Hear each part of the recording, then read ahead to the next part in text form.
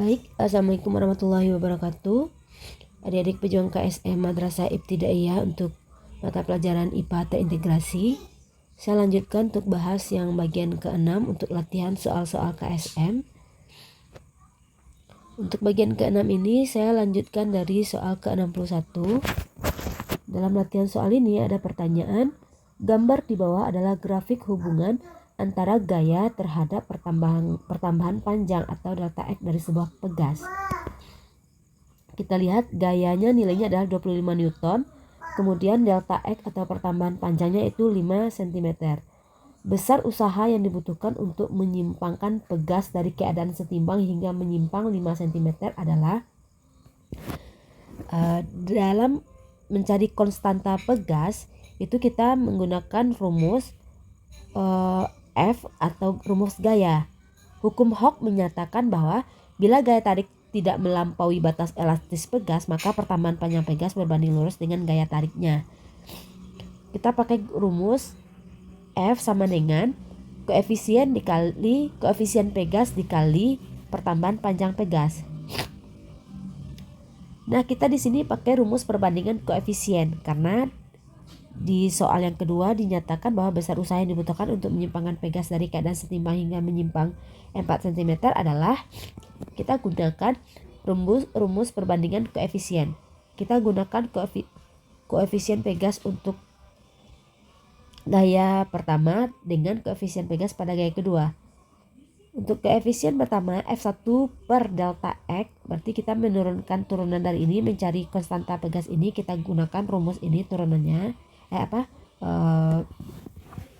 rumus ini F1 per delta X sama dengan F2 per delta X2. F1 di sini kan 25. Jadi kita tulis 25 per 5 karena pertambahan panjangnya kan 5, berarti 25 per 5 sama dengan F ini belum diketahui, tetapi di sini sudah diketahui delta X atau pertambahan panjangnya berarti F per 4. Maka F didapatkan hasilnya adalah kali silang ya, didapatkan hasilnya 20 Newton. 20 Newton. Maaf, ini tidak pakai sentimeter, 20 Newton aja. Lalu kita gunakan rumus energi potensial karena usaha bisa didefinisikan sebagai perubahan energi potensial. Karena delta X sudah merupakan perubahan panjang posisi pegasnya, maka usaha sama dengan energi potensial. Jadi kita cari energi potensialnya dengan rumus setengah kali F. F sudah diketahui tadi 20, berarti setengah dikali F dikali delta X, yaitu setengah kali 20 dikali 4 karena pertambahan panjangnya 4. Hasilnya adalah 40 cm atau 0,4 meter. Di sini tidak ada option jawabannya, tapi sepertinya ini merujuk ke 0,4. Jadi kalau bisa kita coret, ini adalah yang C. Baik, soal ke-62, soalnya sama, cuman diganti penyimpangan pertambahan panjangnya itu 2 cm. Berarti kita ganti yang 4 cm itu menjadi 2 cm. Masih menggunakan rumus perbandingan konstanta.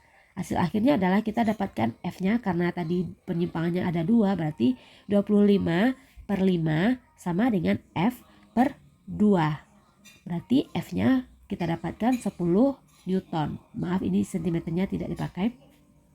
F ini kita substitusikan ke dalam rumus energi potensial tadi. Berarti setengah dikali 10 dikali 2, yaitu hasil ini sama dengan 10 cm atau sama dengan 0,1 meter. Jadi jawabannya ada A. Kemudian yang selanjutnya ada pegas yang disusun seperti ini. Ini susunannya adalah paralel. Hasil ini nanti ke bawahnya dinamakan susunannya seri. Beban 300 gram digantung pada K1. Ini 300 gram itu kita ganti menjadi 0,3 kg. Sistem pegas bertambah panjang 2 cm kita ganti menjadi 0,02 meter. Dan besar percepatan gravitasi sama dengan 10 meter per second. Besar konstanta seluruh pegas adalah kita menggunakan rumus pegas tadi, F sama dengan konstanta dikali pertambahan panjang. F ini juga sama artinya dengan gaya berat, yaitu massa dikali G. Berarti kita pakai rumus persamaan lagi, yaitu massa dikali gravitasi sama dengan konstanta dikali pertambahan panjang. Kita masukkan nilai massa yaitu 0,3 kg dikali dengan gravitasi 10 sama dengan konstanta, kita yang cari konstanta ya, kali K dikali pertambahan panjang berarti 2 cm atau 0,02 meter, berarti dikali 0,02 meter. Hasilnya adalah setelah dikalikan itu nilai K yaitu 3 dibagi 0,02 sama dengan 150 Newton per meter. Berarti nilai K konstantanya adalah 150 Newton per meter. Nah, untuk K2, K3, K1 itu nilai konstantanya adalah 150 Newton per meter. Kemudian karena dia susunannya bercampur, ada paralel, ada seri, maka untuk prinsip susunan pegas untuk konstanta pegas, kita kalau susunannya seri kita gunakan rumus 1 per K seri sama dengan 1 per K1 ditambah 1 per K2. Atau kalau susunannya paralel ditambah K1 tambah K2. K2 sama K3 ini adalah paralel. Berarti kita bisa langsung jumlahkan sehingga untuk konstanta pegas pengganti seluruh kita gunakan 1 per K seri karena ditambah 1 per K2 ditambah K3 ditambah 1 per K1. Ini karena dia susunannya paralel berarti kita tambahkan langsung dia. Berarti hasilnya adalah 1 per 150 tambah 150 ditambah 1 per 150. Lalu hasil akhirnya itu adalah hasil rangkaian seri setelah dijumlahkan dengan paralel tadi itu adalah 100 Newton per meter. Di sini memang tidak ada jawabannya, tapi yang jelas ini jawabannya adalah 100 Newton per meter. Kemudian yang soal selanjutnya kan masih sama soalnya. Di sini pertambahan panjangnya 2 cm. Jadi juga sama. Jadi jawabannya adalah 100 Newton per meter karena di optionnya tidak ada jawabannya. Cuman sebagai tekanan pada kalian jika ada soal berbentuk pegas seperti ini, cara mencarinya seperti yang saya jelaskan. Ini adalah bentuk soal latihan untuk kalian. Mana tahu ini soal materinya dikeluarkan di soal KSM aslinya gitu.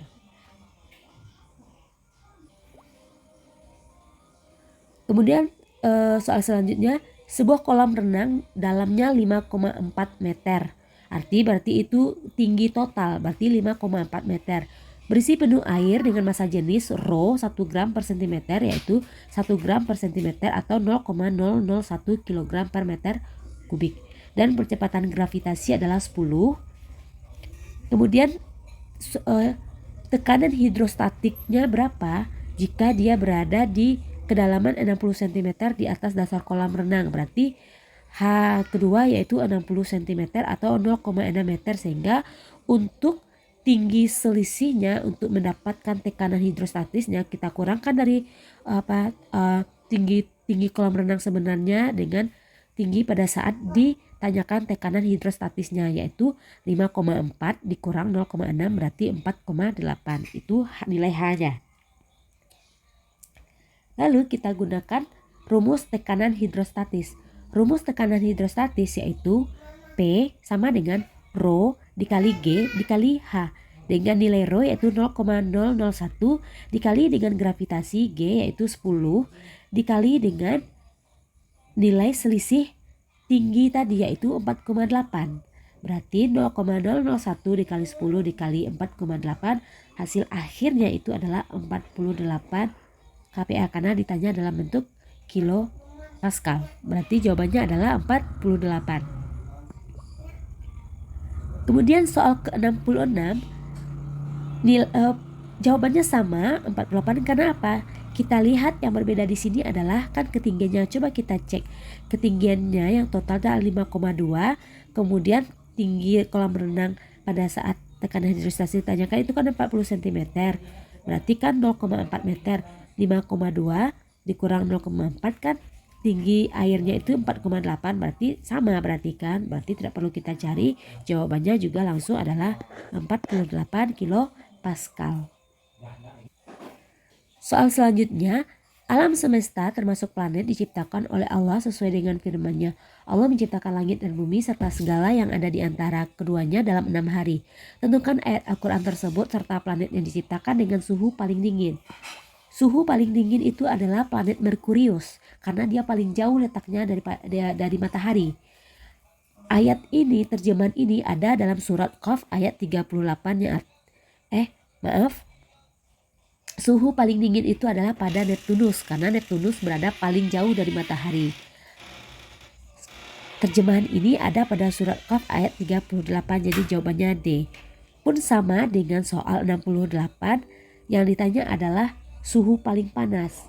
Kalau suhu paling panas itu adalah Merkurius. Kalau suhu paling dingin itu adalah Neptunus. Ayatnya masih sama, yaitu surat Qaf ayat 38 tentang penciptaan langit dan bumi dalam 6 hari. Kemudian soal selanjutnya, ayat Al-Quran secara garis besar ada yang memberi inspirasi tentang optik. Itu kalau tentang optik berarti tentang mata, tentang penglihatan. Itu adalah Quran surat Al-Baqarah ayat 17 yang artinya adalah perumpamaan mereka seperti orang-orang yang menyalakan api setelah menerangi sekelilingnya. Berarti Allah melenyapkan cahaya yang menyinari mereka dan membiarkan mereka dalam kegelapan tidak dapat melihat. Nah, ini tentang optik. Berarti saya tidak mencari nilainya, tapi saya mencari Al-Qur'annya, yaitu surat Al-Baqarah ayat 17 yang 15 cm. Pun di sini nomor 70 masih tentang optik. Juga kita coret surat Al-Baqarah ayat 17. Kemudian soal selanjutnya, ayat Al-Quran secara garis besar ada yang memberi inspirasi tentang optik. Jadi tentang optik lagi, tentang penglihatan. Teropong bintang merupakan bagian dari fenomena pada optik, seperti kasus yang tersaji berikut. Tentukan ayat Al-Quran yang paling mendekati terkait dengan optik. Saya terjemahkan masing-masing ayat ini. As-Sajdah ayat 9 itu dia menjadikan pendengaran, penglihatan, dan hati tak bersyukur. Ada penglihatan di sini, makanya saya coret optionnya adalah A. Kalau yang B, Az-Zariyat itu artinya bersenang-senanglah kamu sampai waktu yang ditentukan. Kalau yang C yaitu tentang orang-orang yang diringankan dalam dakwah. Kalau yang D itu Al-Kahfi ayat 3, orang-orang yang kekal di surga. Jadi jawabannya adalah A. Pun begitu dengan soal nomor 72 juga sama jawabannya, itu Quran surah As-Sajdah ayat 9. Kalau kita udah nemukan pengertian ayatnya, itu nilainya mengikuti gitu tanpa perlu dicari. Tapi kalau tidak tahu ayatnya, bingung juga karena optionnya ada yang sama, 4, 4, 5, 5. Jadi yang utama sekali itu adalah kita minimal ingat dan hafal itu ayat ini tentang apa gitu. Ayat ini dan surat ini itu tentang apa. Jadi sebaiknya adik-adik, kalau tips saya ya untuk tahun-tahun mendatang kalau ikut KSM lagi, sebaiknya tuh dari jauh hari tuh udah di list apa saja ayat-ayat atau surat yang akan dimasukkan dalam soal KSM yang sering dikeluarkan, diputar-putar terus itu terus soalnya gitu. Minimal kita. Baik, soal selanjutnya. Secara garis besar terdapat ayat Al-Quran yang menjelaskan tentang fenomena rotasi bulan. Fenomena tersebut yaitu saat bulan berada sedikit di belakang bumi. Bagian yang terkena cahaya matahari adalah 3/4-nya. Oke. Untuk fase waxing gibbous, itu cembung awal, adalah fenomena di mana saat bulan berada sedikit di belakang bumi. Bagian yang terkena cahaya matahari adalah 3/4-nya. Jadi jawabannya adalah A. Kalau waxing crescent itu adalah bulan sabit awal, waning gibbous itu adalah cembung akhir, kemudian waning crescent adalah bulan sabit akhir.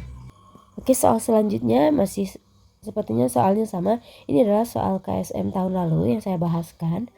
Mudah-mudahan ini masuk di soal KSM untuk tahun 2022 ini. Minimal ayatnya atau materinya masuk di soal-soal KSM 2022 yang aslinya gitu. Jadi perhatikan di sini soalnya masih tetap tentang rotasi bulan. Tetap jawabannya adalah yang A. Saya lihatnya dari sini aja. Wal qamara saya ingatnya komaria aja gitu-gitulah, jadinya saya pilihnya A karena waxing gibbous pun artinya adalah fenomena saat bulan berada sedikit di belakang bumi. Memang benar itu jawabannya. Kemudian soal selanjutnya, soal nomor 75 itu tidak saya cari karena menghabiskan cukup banyak waktu. Kemudian yang 76 juga tidak. Kemudian yang 77, soal nomor 77 ini tentang mencari voltase. Saya gunakan rumus daya. Kita rumus daya atau Fusilat ayat 13 secara garis besar memberi inspirasi tentang listrik sebagaimana kasus yang tersaji berikut ini. Di sebuah rumah terpasang 2 buah bola lampu masing-masing tertulis 30 watt 120 volt dan 30 watt 120 volt. Kedua bola lampu tersebut dihubungkan seri pada tegangan 120 volt. Oke, yang pertama kali kita cari itu adalah kita cari hambatan masing-masing lampu atau R. R1 sama dengan V kuadrat dibagi P1. Atau voltasenya berapa? 120 kuadrat dibagi wattnya adalah 30. Kemudian R2-nya sama dengan voltase kedua dikuadratkan dibagi daya yang kedua, yaitu 120 kuadrat dibagi 30. Sebenarnya sama aja ya, nggak perlu dicari, satu aja cukup dicari. Hasilnya adalah 480 ohm. Berarti sama ya, 480 ohm. Karena dia dihubungkan seri, maka kita cari nilai hambatannya adalah Oke, maaf, saya ulangi. Karena dia hambatannya seri, maka R serinya sama dengan, kita jumlahkan aja, R1 tambah R2 sama dengan 480 ditambah 480. Hasilnya adalah 960 ohm. Berarti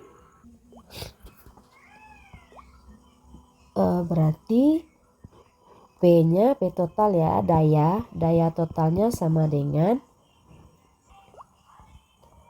V total dikuadratkan dibagi R. V totalnya tadi kan kedua bola lampu tersebut dihubungkan seri pada tegangan 100. Oke, tegangannya juga 120 dikuadratkan ditambah dengan dibagi